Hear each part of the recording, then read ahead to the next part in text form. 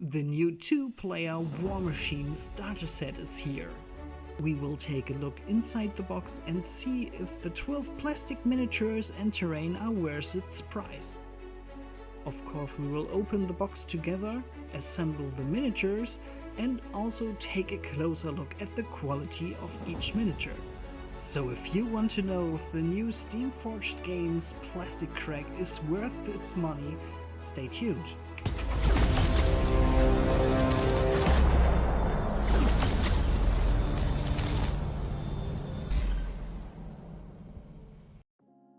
So before we open the box, let's see what's inside.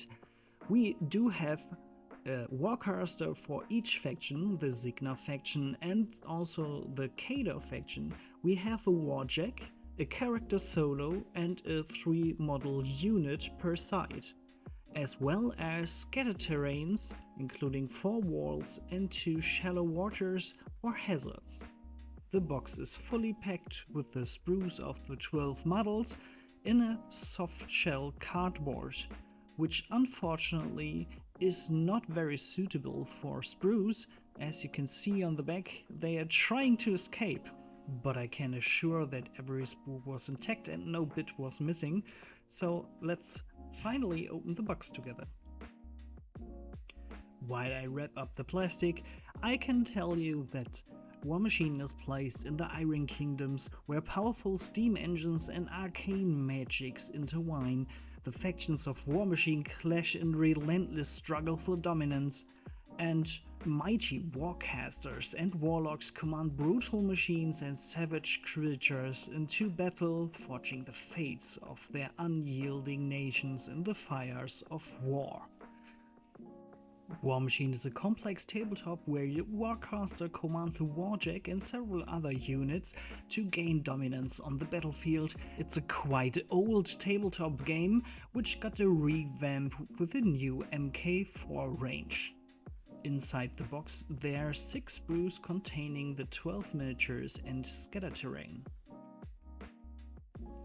You will also find a paper with informations on the instructions and also on the app, where you will find every rule and also lore about your miniatures, which you can find inside this box.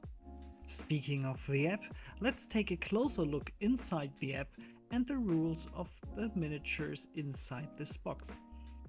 You can download the app for free and it's packed with a lot of things, as well as an army creator, where you can see that I created both forces already. Let's head into the Cygnar force, and there we have the profiles for our units of this starter box. If we take a closer look at one of their profiles, you can see that you can click on every item, weapon or character trait and get a short explanations of rules, so you can right away start playing with this character.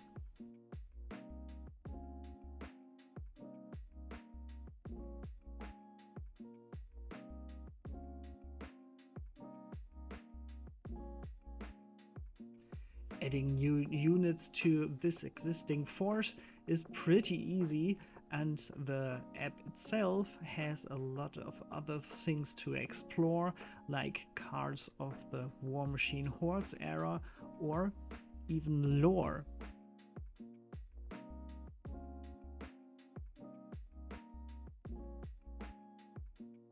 While the app gets updated every Wednesday, you can head to the living rulebook and explore the rules of the game and even see if there are changes by checking up the changelog.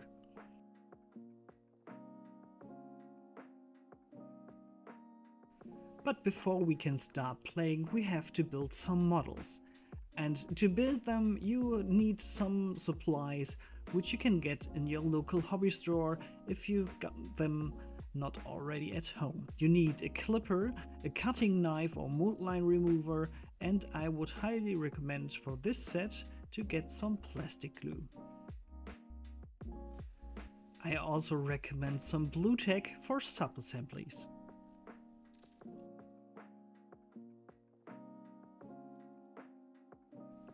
Building the models can be quite easy even without instructions. Every model has an assigned letter and some numbers which indicates which bit to use, and therefore you just cut out every bit of one letter and then you're ready to go.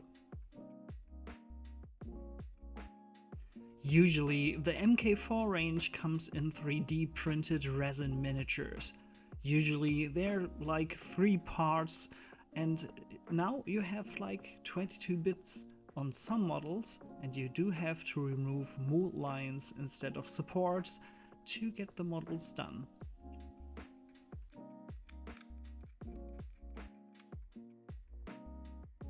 After removing the mold lines, you have to glue the models together. I recommend using plastic glue for this step, and it's quite easy, as you can see, because the models do fit quite well together. On some parts I am using some blue tack, or as we call it in German, Patafix, because I want to have some parts left unglued for easier painting, a so-called sub-assembly. But now let's get to the models, the part of the video you are all waiting for.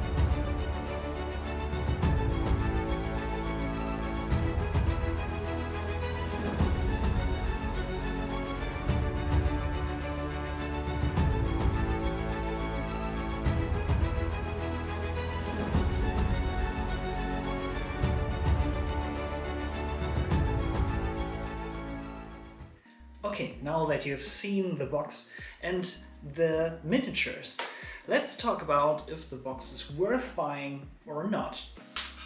I will split my review in 3 parts.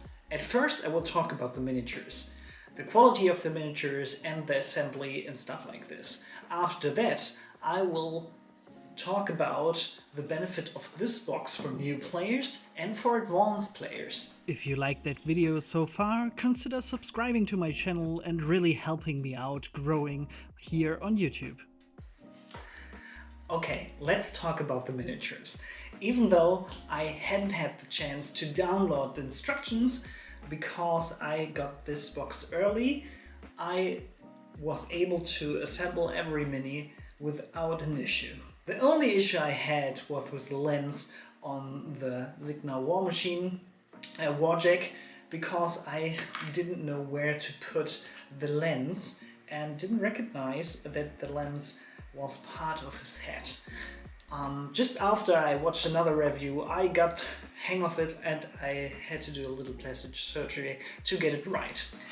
So if you're a new player and getting into Warmachine, this box can be quite good if you just are interested in one side of the army to get a 30 points worth starting point into Warmachine. Rules-wise, the 3 model unit is kind of complex to play because their rules are quite complex. Each model of the unit behaves like a character model, so it can be a little bit difficult to get inside the rules of this unit, but as you just have a few units and each side is balanced to 30 points, it can be a good starting point to get into Warmachine. The model assembly is easy, as said before, and you get a little bit of terrain which never gets old because you always will need some lakes or some barricades and stuff like this to pimp up your battlefield. What you do need is a battlefield per se and some more terrain maybe to get a decent board to play on. For advanced players, this is a whole nother story. For advanced players or players who are coming back to Warmachine, these are very good expansions for your existing army. So you get a very beloved character with Kane and very complex playing models. You get also some barricades which are quite useful for playing Warmachine, and maybe the Khador side, I haven't played it, but maybe the Khador side is a little bit an advantage because of their warjack with a shield, and but I have to test this out. So for advanced players, this box can be quite interesting to like expand on their armies. If you do not play Cygnar or Khador, or are not willing to start with these armies and are interested in a whole nother faction, this box might not be the starting point you're looking for. You could go with another starting box of your favorite army and get the whole rules for this army for free in lab. So I would highly recommend, if you're collecting one of these factions, to get the box, get these beautiful models, which I think are worth their price because it's a very good quality of plastic.